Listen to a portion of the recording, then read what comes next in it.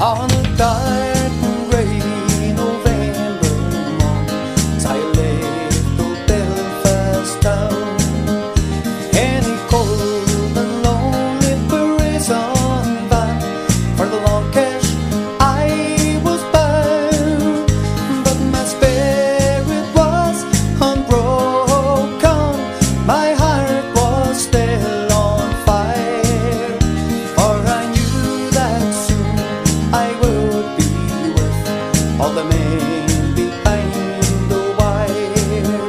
When the judge had passed his sentence and the wardens took me down, well, I cried out no surrender, let's red hand and the crown, but grant me just one favor, that is my one desire.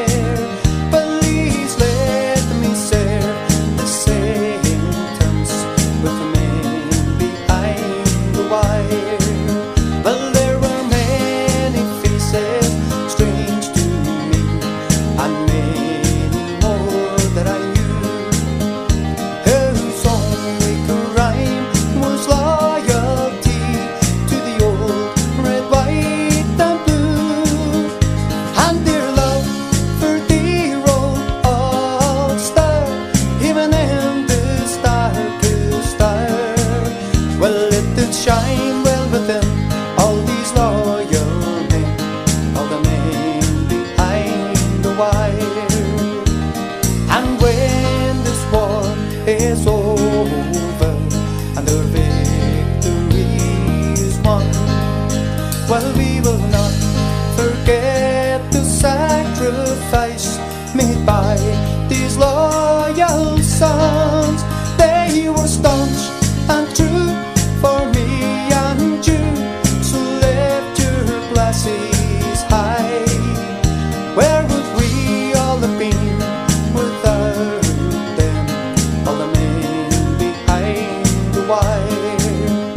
Where would we all have been without them, all the men behind the wire?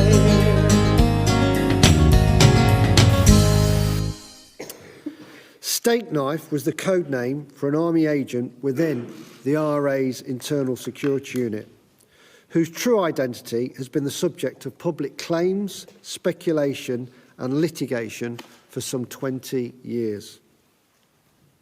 While Stakeknife was undoubtedly a valuable asset who provided intelligence about the IRA at considerable risk to himself, claims that he was responsible for saving countless or hundreds of lives are hugely exaggerated.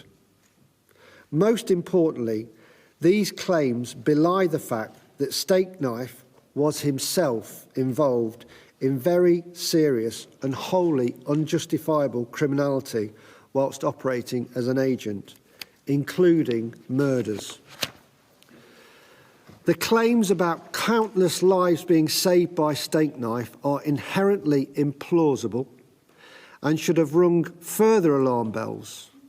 Any serious security and intelligence professional hearing an agent being likened to the goose that laid the golden eggs, as Stakeknife was, should be on the alert, not least because the comparison is rooted in fables and fairy tales. To address speculation to the contrary, I now make clear Stakeknife was one individual. We cannot know every occasion when information provided by Stakeknife was used to avoid or prevent harm, but Canova has recovered and reviewed some 90% of the written intelligence reports attributable to him, and my estimate of the number of lives saved in reliance on this information is between high single figures and low double figures, and nowhere near hundreds. Crucially, this is not a net estimate because it does not take account of the lives lost as a consequence of Stakeknife's continued operation as an agent. From what I have seen, I think it probable that this resulted in more lives being lost than were saved. Most fundamentally, even if it were possible, accurately and reliable to say that a particular agent within a terrorist group did more good than harm, the morality and legality of agents doing any harm with the knowledge of or on behalf of the state is something that we would never, ever allow today. Stakeknife's identity has been disclosed to Canova, subject to obligations of confidentiality, which I remained bound by, and I cannot make his name public without official authority. Thus far, the government has refused to give such authority, and so Stakeknife is not named in this interim report. However, this position, in my view, is no longer tenable. I expect the government to authorise Canova to confirm Stakeknife's identity in the final report. If he was instructed to, or he decided that you were an informant, someone who is passing information about IRA activities to the police, then him and his henchmen hunted you down, took you off the street, took you away, conducted a kangaroo court, tortured you, tormented you, and probably eventually shot you dead. Now, Britain's top agent in the IRA was arrested by police from under the noses of MI5 and the unit charged with keeping his identity and location secret. The revelation in today's Times comes ahead of publication of a long-awaited report into the agent, who was codenamed Stak Knife, and, of course, the report will be looking into how he was handled. Let's speak to Sha ONeal, who is a senior writer at the Times. Morning, Sean. Good morning. So, first of all, just tell us, who was Stak Knife? Stakeknife was the code name given to a man called Freddie Scappaticci. Scappaticci was a senior member of the IRA, and at the same time he was a British Army intelligence agent passing information on the activities of the senior leadership of the IRA. Significantly, he was also, his role in the IRA was to be second in command of something called the Internal Security Unit, which was the team, the gang really within the IRA that hunted down suspected informants and subjected them to abduction, very brutal torture, and ultimately execution. This unit became known as the Nutting Squad because its victims were normally shot in the head and left by the roadside. And that, you know, the great scandal that unfolded and has been unfolding slowly over decades now is that the British Army's top agent hunting for informants, the British Army's top agent within the IRA was the IRA's top sort of spy catcher himself. And, you know, it's an extraordinary thing you couldn't make up if you put it in fiction. Mm. What came first? Did he work for the IRA first, or did he work for the British Army first? Yeah, he was joined the IRA in sort of 1969, 1970 at the outbreak of the Troubles. And he was interned in Lancashire in 1971, along with the likes of Gerry Adams. So that's how I became a trusted associate of some very senior IRA people. Was released in 1974, was back in prison, came out eventually in 1975, and was recruited by Army intelligence around about 1978, 79, around about that time, and remained kind of undercover until about 1990. Is it clear why he decided to work with the British? Well, my sources have told me that when he initially comes out of prison in around about 1975, he doesn't immediately rejoin the IRA. What he does is he becomes involved in a tax fraud racket on Belfast building sites. And that brings him to the attention of the police fraud squad. He agrees to talk to them because he really doesn't like prison. He hasn't enjoyed prison in any way. He doesn't want to go back to prison. And once he's kind of crossed that line, then Army intelligence take an interest in him as well. And they eventually find him quite easy to recruit. And he's apparently likes the intrigue of being a double agent, but also likes the money. Let's face it, you know, he was paid a lot of money for the information he was provided.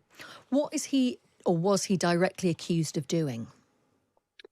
He is accused of murder, abduction, torture. He was absolutely feared within Republican communities, within Catholic communities, because he had the power of life and death over people. If he was instructed to, or he decided that you were an informant, someone who was passing information about IRA activities to the police. Then him and his henchmen hunted you down, took you off the street, took you away, conducted a kangaroo court, tortured you, tormented you, and probably eventually shot you dead. So, what exactly is this report looking into? Because clearly there are many failings here. What specifically is it looking at, and what are we expected to hear? It's investigating a series of crimes. I mean, these are some of the worst and most brutal crimes of the Troubles. There are more than 1,000 unsolved murders in the Troubles. About 35 of those are attributed to the internal security unit of the IRA. They are, they're not bombs or random shootings or assassinations. They are cold, calculated torture and murder, some of the worst crimes. And what has happened, or what happened around about 2016, is that pressure from the families of these victims eventually led to a police investigation being set up.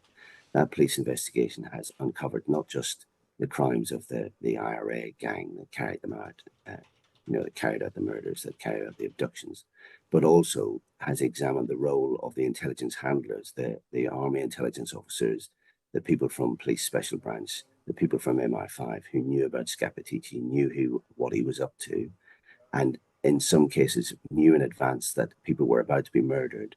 Those murders could have been prevented, but they weren't prevented. So one of the issues is, to what extent was the state and state agencies complicit in murder? So, Stakeknife is now dead. So clearly there's no route for any kind of justice there. Are there expectations of other prosecutions? No, there will be no prosecutions. The Public Prosecution Service in Northern Ireland ruled out prosecutions. They were sent 28 case files by Operation Canova. They've ruled out prosecutions in all of those cases. I think John Boucher, the head of Canova, will have something to say about that today. I'm expecting him to express quite strong frustration that that decision has been made, because he clearly believes that people could and should have been prosecuted, that justice should have been done in the traditional way. But what he has also committed to doing is delivering to the families of the victims a kind of private report telling them exactly what happened to their loved ones, and bringing them some kind of, I mean, I hate this word, but bringing them some kind of closure, some kind of finality, a sense that they know what happened and who was responsible, and hopefully that will give them some sense of peace at the end of all this.